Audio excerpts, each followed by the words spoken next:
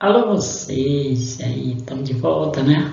Para mais uma aula de biologia. Hoje nós temos algumas coisas interessantes para falar com vocês sobre as membranas que envolvem a célula, ou simplesmente os famosíssimos envoltórios celulares. Então, hoje eu, professor Antônio Jesus, vou mais uma vez estar com vocês para a gente falar dos envoltórios celulares, parede celular, membrana plasmática, glicocálise, né? A gente vai falar de tudo isso e seu caderno, vamos fazer as anotações e estudar, moçada, tá na hora.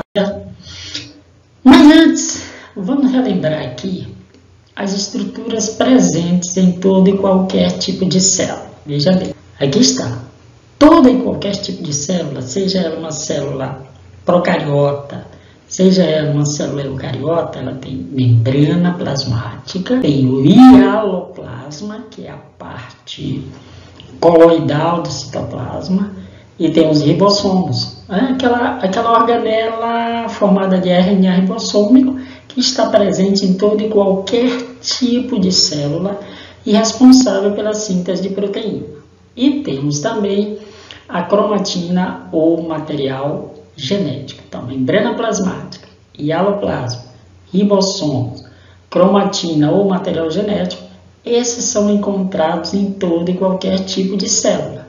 Ok, moçada? Então, quais são as estruturas encontradas em todo e qualquer tipo de célula? Quais são? Membrana plasmática e ribossomos responsáveis pela síntese de proteína, não esquece. E a cromatina ou material genético, material que vai formar os cromossomos, né? Hialoplasma é a parte coloidal da célula, onde estão mergulhadas as organelas, e a membrana é o envoltório que nós vamos encontrar em todo e qualquer tipo de célula. Muito bem. Então, dito isto, uma célula completa, essa célula, obviamente, que ela é uma célula eucariota. Olha só, núcleo organizado, nucleolo, o retículo endoplasmático rugoso que origina a membrana nuclear carioteca, a série de organelas citoplasmáticas, né, membranosas, como mitocôndria, lisossomos. Olha o par de centríolos aqui. Isso indica que essa é uma célula, provavelmente uma célula animal. Ela tem um par de centríolos, tem lisossomos, né? Vamos ver aqui onde é que estão os lisossomos. Se eu ver, deixa eu procurar por aqui, peroxissomo, está aqui. Lisossomo, né, responsável pela digestão intracelular, mitocôndrias, retículo endoplasmático liso, retículo endoplasmático rugoso. E essa célula não tem a parede celular, que indica provavelmente seja uma célula do grupo célula eucariota animal. Então vamos lá. Estudo das estruturas celulares. Tá aqui. Nós vamos ver as estruturas celulares. Para começar com os envoltórios celulares, tá certo? Então vamos lá. Parede celular. A parede celular é a membrana presente em alguns tipos de célula. Por exemplo, nós vamos encontrar ela em células de vegetais, né? Vamos encontrar em células de fungos, vamos encontrar em células de bactérias, tá certo? E nesses três grupos principais, ela está por fora e a membrana plasmática por dentro, né? Qual é a função principal?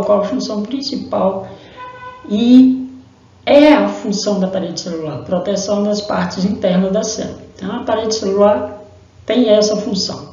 Composição química, dependendo do organismo em que ela está. Nós vamos ter o carboidrato polissacarídeo de celulose nas paredes celulares das células vegetais, quitina em células de fungo. Esse carboidrato quitina, minha gente, ele é encontrado, esse carboidrato aqui, ó, ele é também encontrado no compondo o esqueleto, o exoesqueleto dos artrópodes, né, quitina. E peptoglicano ou peptidoglicano em células de bactéria, que nós vamos ver isso mais adiante. Quais são as propriedades da parede celular? A parede celular é uma membrana rígida, extremamente espessa, ela é bem dura, né, rígida. Veja a madeira, em decorrência exatamente dessa questão da celulose.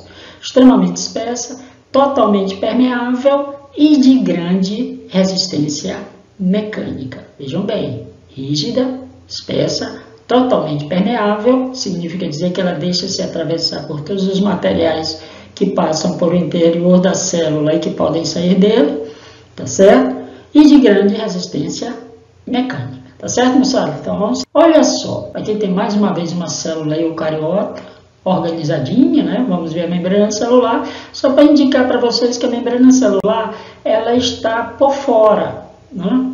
A membrana celular está por fora da célula.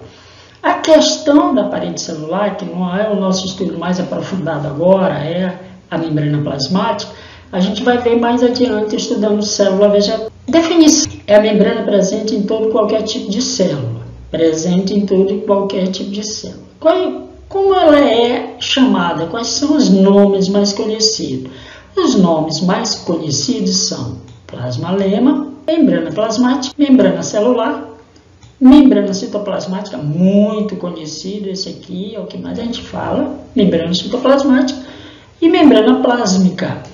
Então, a plasmalema, membrana plasmática, membrana celular, membrana citoplasmática ou membrana plásmica são os nomes membrana da célula, tá certo? Então, vamos ver aqui para que ela, tá certo? Então, vamos lá. Delimitação do citoplasma. Então, a membrana da célula delimita o citoplasma, ela fica ao redor do citoplasma, tá certo? Também tem a função de proteção das estruturas intracelulares, não tanto quanto a parede celular, mas tem essa função também de proteger as partes internas da célula. Mas essa função aqui, ó, não esqueça, essa função aqui, semipermeabilidade seletiva, essa é a função principal da membrana plasmática. Por quê? Porque ela seleciona os materiais que entram e que saem da célula. Por ser uma membrana viva, diferentemente da parede celular, ela tem essa capacidade de selecionar o que entra e o que sai da célula. Não é tudo que vai entrar, nem tudo que vai sair de uma célula, né, moçada? Então, vamos ver. A composição é comumente, né, a membrana plasmática, ela é comumente chamada de membrana lipoproteica, tá certo? Ela é chamada membrana lipoproteica. Por quê? Porque ela tem principalmente lipídios, do grupo dos fosfolipídios, e proteínas globulares, proteínas de estrutura terciária, que a gente vai ver mais adiante. Mas também tem na sua estrutura moléculas de colesterol.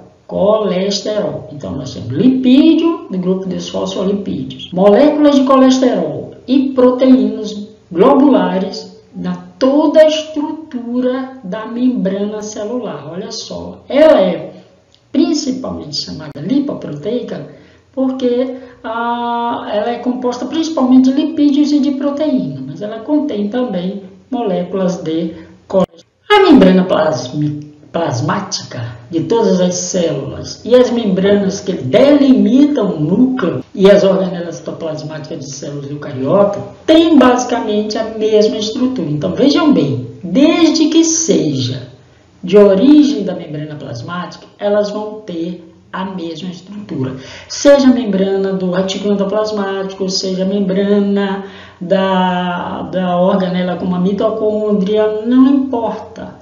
A mesma estrutura, até a membrana nuclear, já que ela é uma membrana oriunda de quem? Oriunda do retículo endoplasmático rugoso. São formados por duas camadas contínuas e fluidas de fosfolipídios, nas quais estão imersas, total ou parcialmente, moléculas de proteínas globulares. Lógico, né? Vamos ver? Então, olha aqui. Aqui o modelo do mosaico fluido. Esse modelo foi proposto em 1972 pelo cientista Singer e Nichols. Olha só, duas camadas contínuas e fluidas de fosfolipídio. Tá aqui as duas camadas. Ó. Essa parte em escuro são fosfolipídios. Essa parte mais clara aqui sobre eles são as pontas das moléculas de fosfolipídios que nós vamos ver mais adiante. Então, duas camadas de fosfolipídios. tanto de um lado interno quanto do lado. E entrecortando essas duas camadas, temos moléculas de proteínas globulares que se movimentam livremente nessas duas camadas de lipídios. Ou seja, essas duas camadas são fluidas. Então, as moléculas de proteína podem se movimentar tanto para o lado mais externo como para o lado mais interno da própria membrana. Então, uma camada bimolecular de fosfolipídios entrecortada por moléculas de proteínas globulares. Veja bem aqui, tá certo? Muito bem. Então, nós temos aqui mais uma visão dessa estrutura. Vejam aqui os fosfolipídios, ó, capa lipídica, os fosfolipídios e as proteínas, né, que estão inseridas nessas camadas de fosfolipídios. Aqui dá para ver, com essa abertura das camadas de fosfolipídios, que elas não são contínuas, tanto de um lado quanto do outro, né? São duas camadas, por isso uma camada bimolecular. Uma camada por um lado, uma camada pelo outro. Elas se tocam, né? E, obviamente, as proteínas se movimentam nessas duas camadas, porque elas são fluidas, certo? Fosfolipídios, tá aqui, fosfolipídios, todos eles aqui em vermelho, e também as proteínas globulares. Então, uma camada bimolecular de fosfolipídios entrecortada por moléculas de proteína. Agora, tem uma coisa que nos chama bastante atenção. Veja, o que é, minha gente? O glicocálix é uma camada de glicoproteína, carboidratos, glicídio associado às proteínas, pelo lado externo da membrana celular, pelo lado externo, presente em células sem parede celular.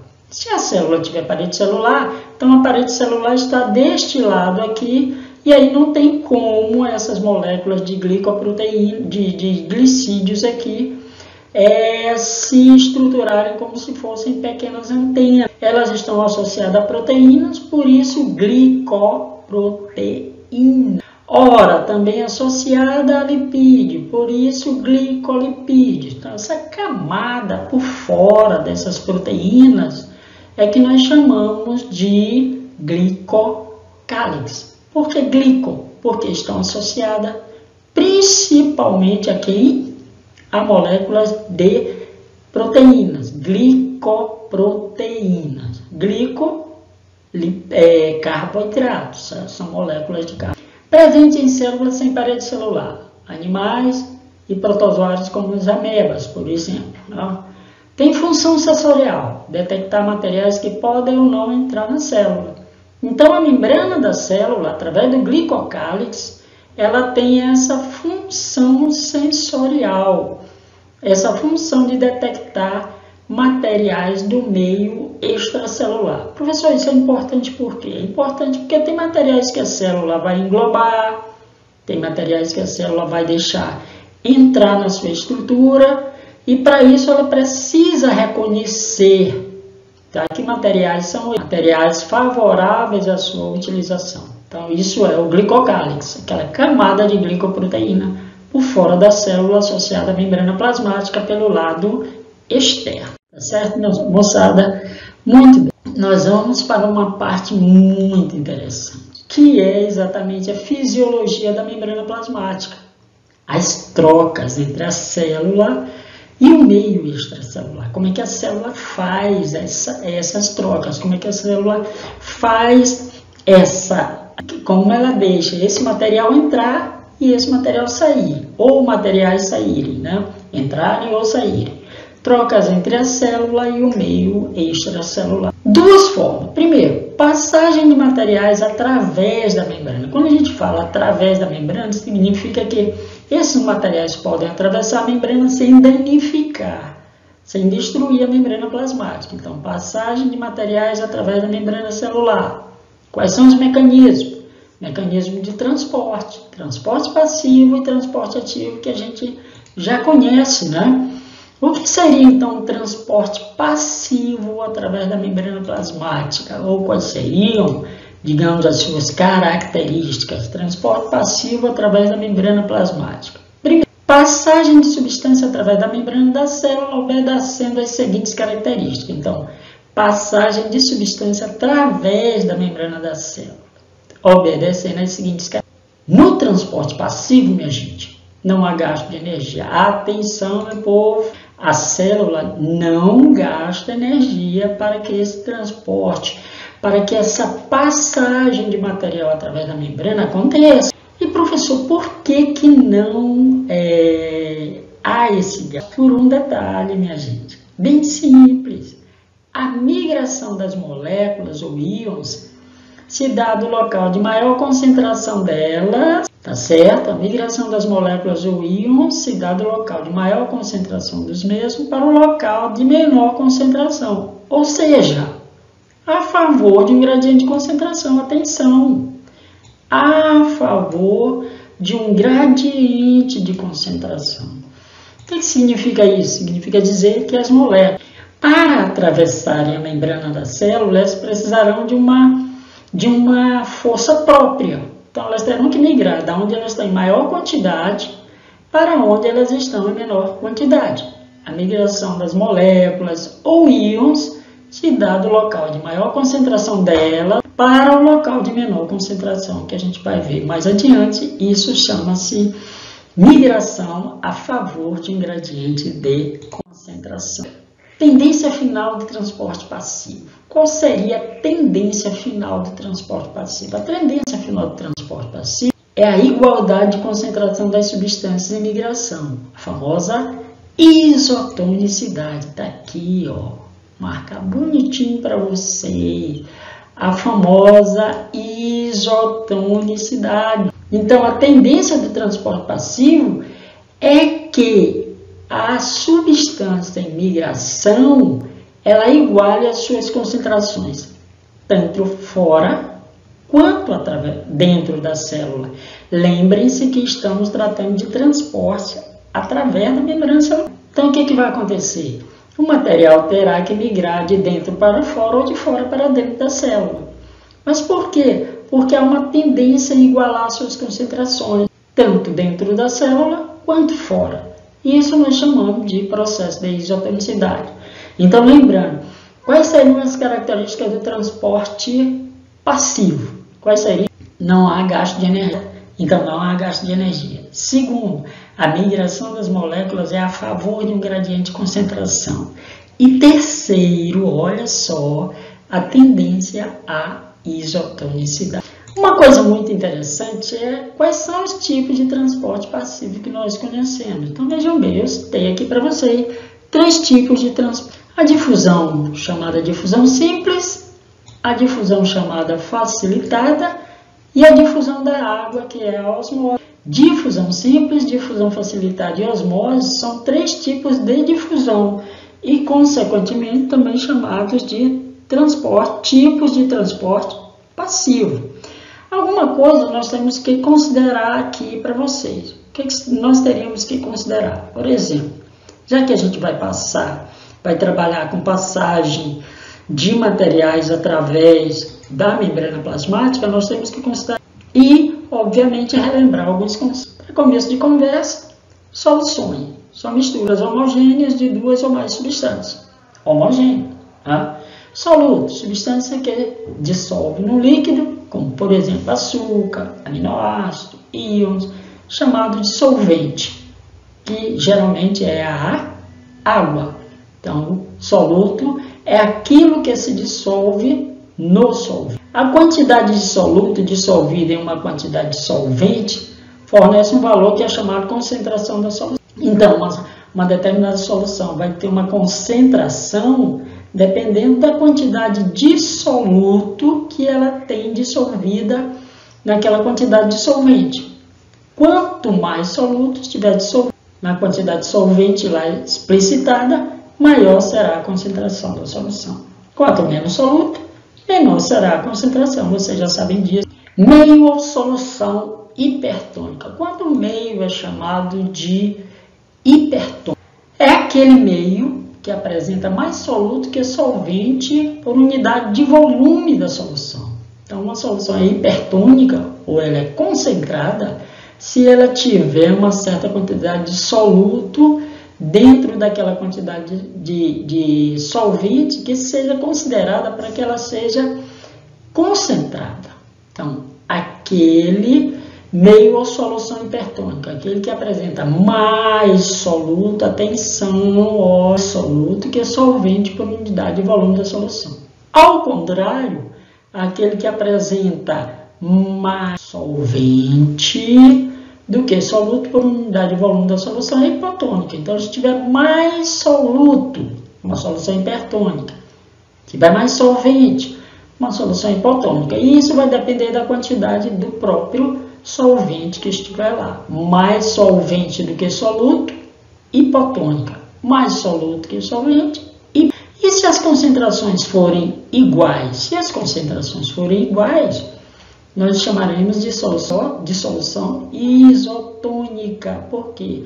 Porque ali nós teremos as mesmas quantidades de soluto e solvente. Aqueles que apresentam as mesmas concentrações de soluto e solvente por unidade de volume da solução. Quando duas soluções têm a mesma concentração, elas são isotônicas ou isosmóticas. Se você pegar duas soluções e quantificar suas concentrações e encontrar volumes iguais, obviamente que elas serão isotônicas ou isomórficas. Quando as concentrações são diferentes, a solução mais concentrada é chamada de hipertônica ou hiperosmótica e a menos concentrada hipotônica ou hiperosmótica e hiposmótica. Gradiente de concentração. Moçada, o que é de fato que nós chamamos de gradiente de concentração? Nada mais é do que a diferença de concentração entre o meio de maior concentração e o meio de menor concentração de uma determinada substância. Então, essa diferença que nós vamos encontrar entre as duas concentrações é que nós chamamos de gradiente de concentração. A diferença de concentração entre dois meios. Aqui nós temos a gravura mostrando um lado mais concentrado, em azul está o soluto, e um lado sem o soluto. Tá? Então, a migração vai ocorrer a favor do meio mais concentrado para o meio menos concentrado.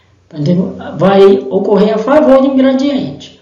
A favor de um gradiente de concentração significa que a migração vai ocorrer a migração das substâncias vai ocorrer da onde ela está em maior concentração para onde ela está em menor concentração. Então, nós dizemos que essa migração ocorreu a favor de um gradiente de concentração. Se a migração se der de onde ela está, a substância está em menor concentração, para onde ela está em maior concentração, então é contra um gradiente de concentração. Do meio menos concentrado da substância que você estiver considerando para o meio mais concentrado. Gradiente de concentração, minha gente, diferença de concentração entre dois meios de uma determinada solução, tá? Entre dois meios. Essa diferença é o gradiente. Se as moléculas vão migrar de onde estão em maior concentração para onde estão em menor, então nós dizemos que essa migração é a favor de um gradiente de concentração. Se as moléculas vão migrar de onde elas estão em menor concentração para onde elas estão em maior concentração, então diremos que essa migração é contra um gradiente de concentração. Olha só, primeiro tipo, difusão. Primeiro tipo de quê? Primeiro tipo de transporte passivo. Difusão simples é a passagem do soluto e de solvente de uma região de maior concentração para uma região de menor concentração. Ocorre sempre a favor de um gradiente de concentração. Olha só, a favor de um gradiente da onde? Da onde as moléculas estão em maior concentração para onde elas estão em menor concentração. Buscando o equilíbrio das concentrações. O exemplo é a tinta, está aqui, dissolvida na água. Vejam bem, então aqui botamos uma determinada quantidade de tinta na água. E o que aconteceu com essa tinta? As moléculas começaram a se espalhar da onde elas estão bem mais concentradas, bem no meio, para todo o ambiente onde elas não são encontradas. Então elas começaram a se espalhar, ou seja, começaram a se difundir, por isso é difusão simples. O fluxo é maior das regiões de maior concentração para as de menor concentração. Óbvio que até que as concentrações se igualam. Quando essas concentrações se igualarem, então as moléculas vão reduzir a sua velocidade de difusão simples. Fluxo espontâneo de partículas de uma região onde a concentração de uma determinada partícula é maior para outra onde a concentração é menor. Já vimos isso.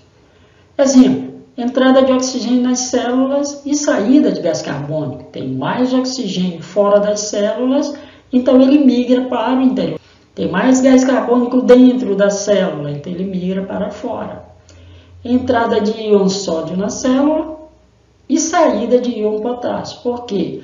Porque tem mais sódio fora da célula, então ele entra por difusão simples. E tem mais potássio dentro da célula, então ele tende a sair por difusão simples. O que acontece? Lá, quando a gente for transporte ativo, vocês vão ver que a célula tende a expulsar o sódio e trazer o potássio de volta para dentro, porque isso é prejudicial à célula. O quê? A entrada de sódio e a saída de potássio. Mecanismo de difusão simples através da as moléculas aqui passando naturalmente através da membrana para o interior da célula, ou poderia ser vice-versa. Então passam de forma natural através de suas proteínas ou através das suas moléculas de fosfolipídio. Vai depender da sua solubilidade, ou em proteínas ou em lipídios. Difusão facilitada. É um tipo de transporte que obedece às leis da difusão, mas que depende da participação de proteínas especiais da membrana, denominada PEG. Essas proteínas que se dissolvem em giros na estrutura da membrana recolhem substâncias do meio extracelular, levando-as para o meio intracelular, sem gastar energia. Por quê? Porque é transporte, não esqueçam, transporte passivo, é o que nós chamamos, minha gente, lembrando de TP, transporte passivo. Então, difusão facilitada é um tipo de transporte.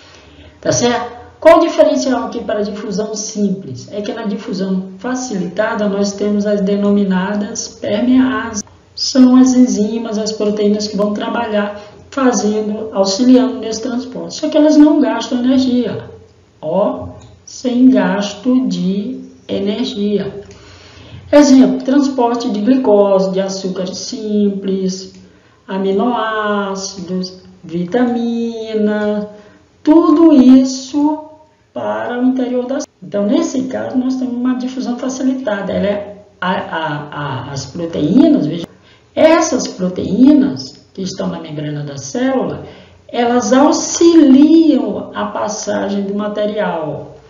Tem um sítio ativo, por exemplo, a molécula de glicose se fixa nela e é colocada para dentro. Vejam bem, fixa no sítio ativo da proteína e é colocada para dentro. Proteína transportadora. Porém, não há gasto de energia, correto? Muito bem. Então, o mecanismo seria mais ou menos esse. A proteína coletando o material, colocando para dentro. Coletando o material, colocando para dentro.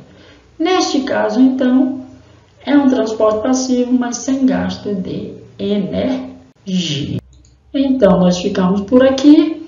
Até a nossa próxima aula, quando nós continuaremos a estudar atividades da membrana plasmática e vamos estudar osmose. Então, até a nossa próxima aula. Um abraço a todos e até o nosso próximo encontro.